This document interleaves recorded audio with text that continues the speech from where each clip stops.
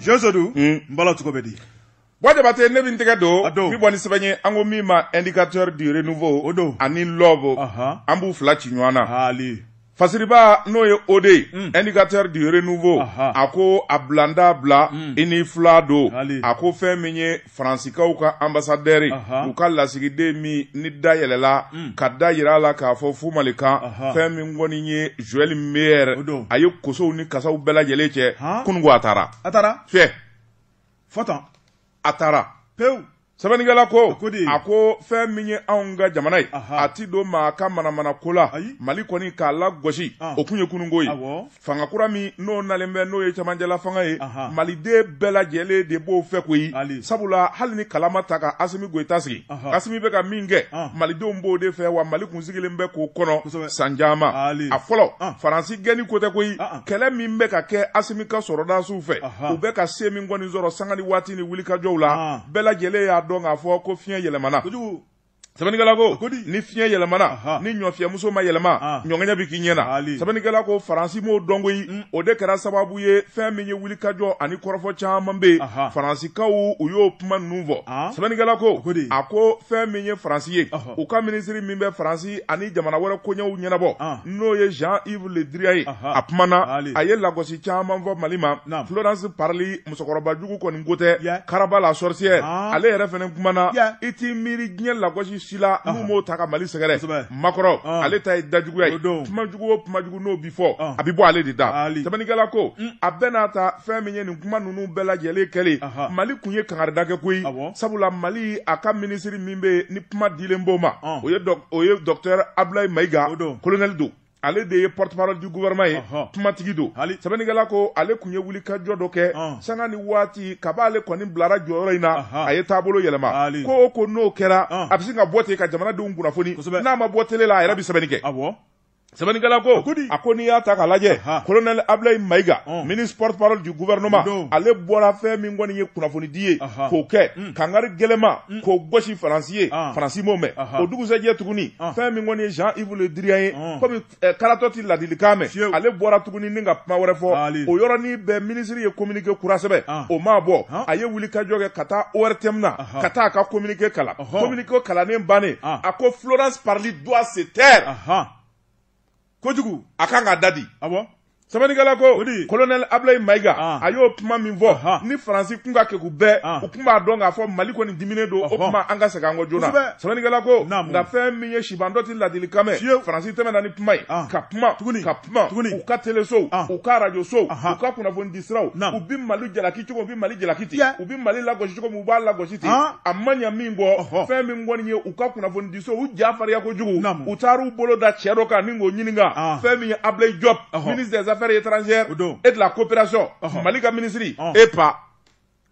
o y'u jaabi kuma gɛlɛn fɛn o fɛn bɛ yen n'u sigilen tɛ n'a ye k'a fɔ maa bɛ se ka nin f'u ma minisiri bɛ se k'u jaabi ta ka tiɲɛ gɛlɛn f'u ye Ablaye Diop y'o fɔ sɛbɛnnikɛla ko kab'o kɛra maa o maa ka kɛ k'o y'a dɔn k'a fɔ Mali ni faransi sera yɔrɔ min na ko ɲaamina sɛbɛnnikɛla ko nka fɛn min kɔni ye faransi ye u ma fiɲɛ ta f'a faamu ni si ye u tɛmɛna n'u ka ko ye a wolola min na minisiri Ablaye Diop ale yɛrɛ de ye Joël Meyer wele faransikaw ka lasigiden i ka faamaw ye nin kɛ Macron ye nin fɔ an ye kangari da fɛn min ye Florence Parly ye nin fɔ an ye kangari da Jean-Yves Le Drian o ye nin fɔ an ye kangari da wa cɛ bɛrɛ ye saba ye dɛ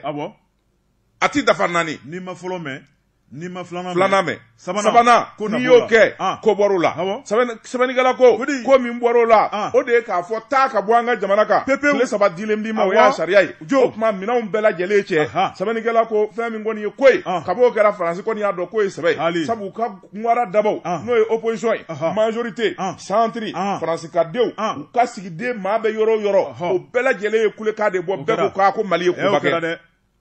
sɛbɛnnikɛla ko Mali ye koba kɛ Mali ti reculer Mali kɔni décidé don fɛn min kɔni Assimi Goïta n'a ka cɛdenw jamana bɛ se ka bɔ bolo la cogoya min na sɛbɛnnikɛla ko dɔnna faransi fɛ sabula se foyi ma k'u ye koyi u ka ambassadeur n'o ye Joël Meyer ye kunun ko a malolen yɔ kɔ i b'a fɔ sɛ sulen ji la a ye minɛnw jɛ sɛbɛnnikɛla ko a ko a taara a ye avion ta a donna avion kɔnɔ nɛgɛ kaɲa 19 miniti 45 Air Mauritanie dɛ a taara o de la a ma taa Air France la Air Mauritanie ka avion kɔrɔba in Air Mauritanie n k'a taara o de la a donna air Mauritanie de kɔnɔ ka taa Mauritanie a taatɔ a bɔtɔla ambassade dafɛ fɛn min ye Faransi ka minnu bɛ yen o ni ambassade baarakɛlaw u bɛ ka tɛgɛrɛ fɔ a kun i kolo gɛlɛya sa taa i kolo gɛlɛya a bɛ k'i tɛgɛ kɔrɔta maaw ye a sina ka kasi ten. ji jiginna tun na. fa ɲɛji bi wote ka bi ko nin ne bɔtɔ ye Maliba in kɔnɔ Mali dumanba in kɔnɔ Mali n'a ka fiɲɛ duman an ka to dumanw an n'an ka muso ɲumanbaw a n'an ka circulation lafiyalen an y'a kɛ a n'a ka jatigiya dumanba in i t'a ye yɔrɔ si la an y'a kɛ pewu sɛbɛnnikɛla ko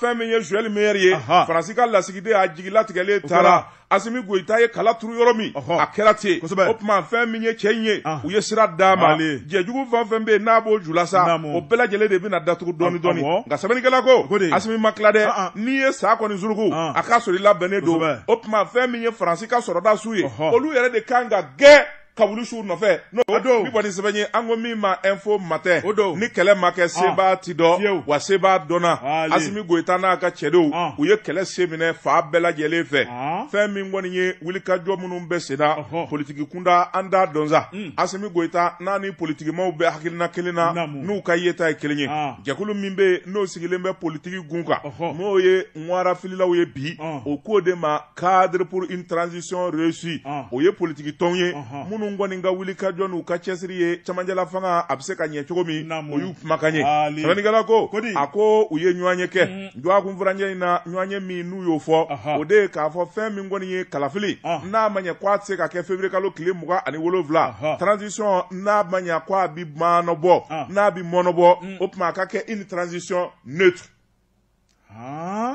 e y'o kɔrɔ dɔ de ye o fɔ an ye transition neutre o tɛ sɔrɔsiw sen ka bɔ a la yan c'est ça une transition neutre ou bien o y'u ka laɲini ye kɛ awɔ sɛbɛnnikɛla ko a ko cadre d'échange parti regroupement politique pour une transition réussie o y'u to a ye kunun ko n'o kun ye araba ye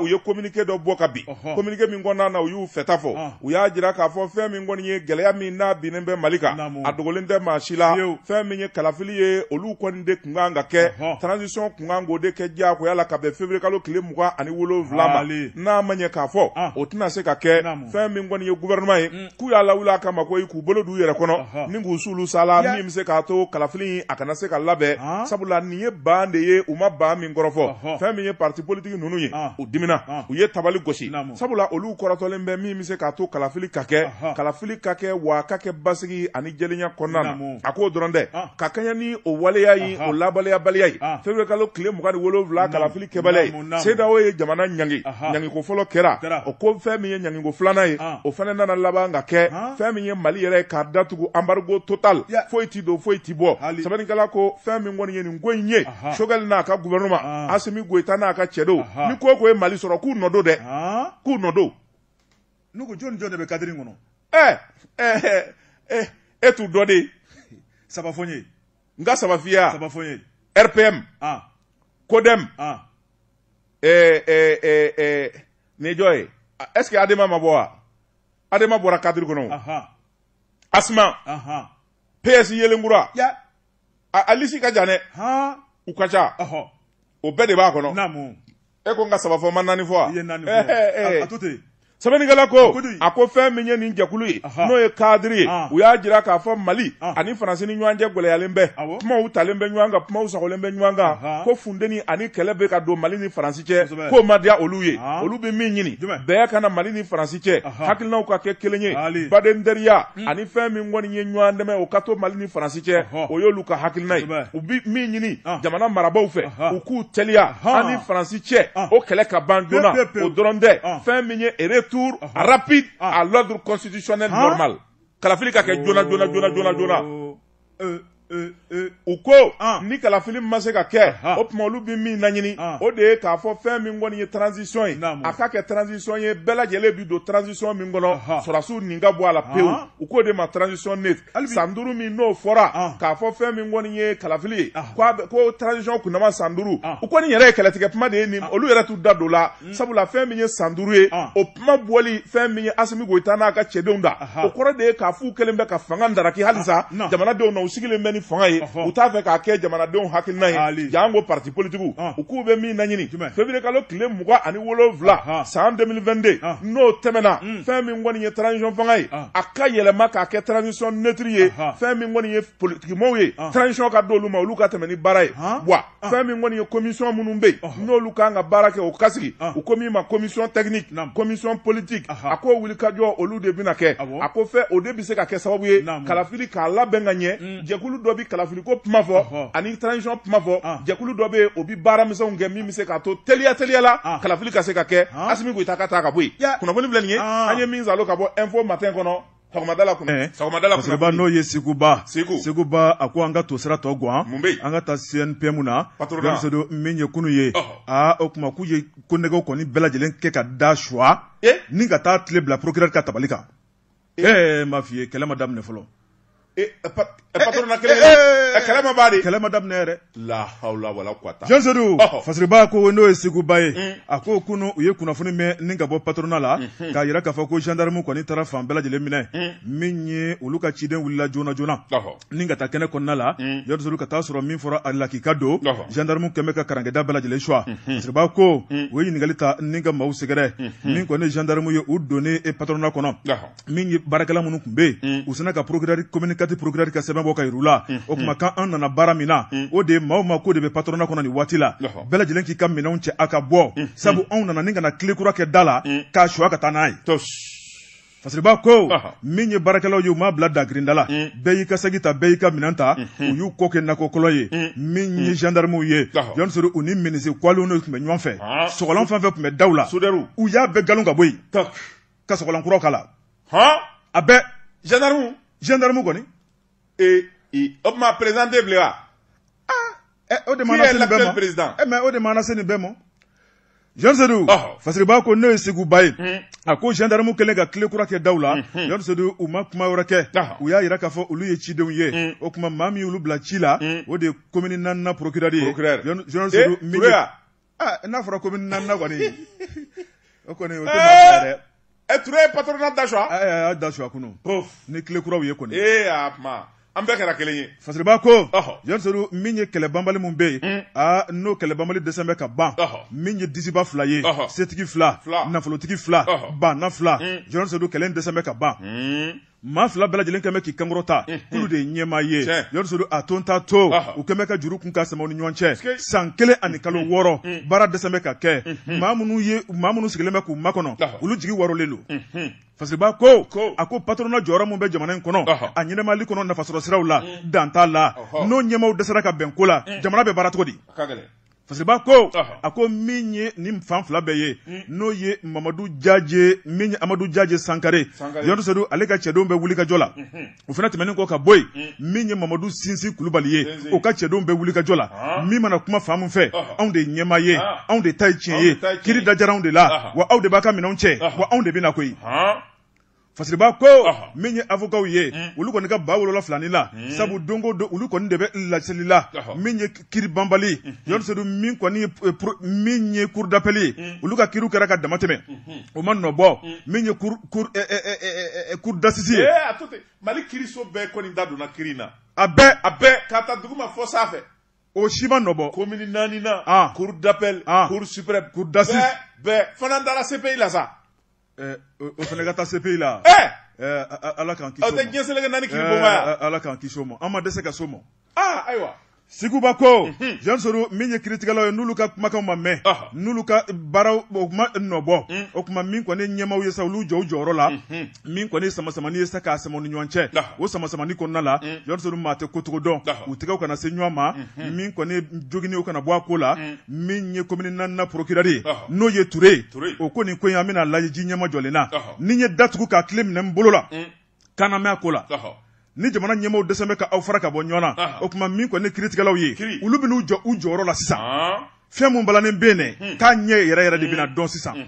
fɛn dɔ balannen bɛ yen o Fasiriba ko min ye Bajan Aje n'ale ye Jaji Amadou Sangare ka avocat o ye kumana ni ka daja yɛrɛ la o fana ma tɛmɛ ka bɔ yen Yansuru min ye Esegu Bari ye ale ye Mamadou Sinze Kulubali ka avocat ye o fana y'a fɔ ka ja ka daja a ka client na Yansuru avocat mana kuma bɛɛ b'a fɔ ka nugu ka daja ka client na i b'a fɔ ko bɛɛ ta ye tiɲɛ i b'a fɔ ko bɛɛ ta ye tiɲɛ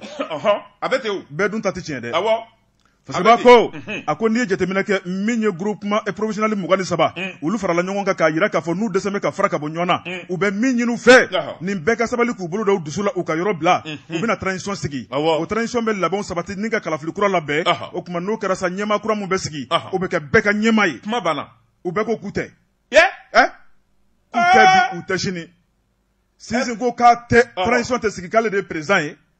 Amadou Jaji Sangare ko transition tɛ sigi k'u tɛ bi ale de président ye. Bon flash était président ye. Communicatif progrès de ye président ye bi. Clé t'ale bolo wa? Clé b'ale de bolo kɛ. Ale tɛ jagokɛla ale tɛ opérateur économique ye. Ale de ta ye tiɲɛ bi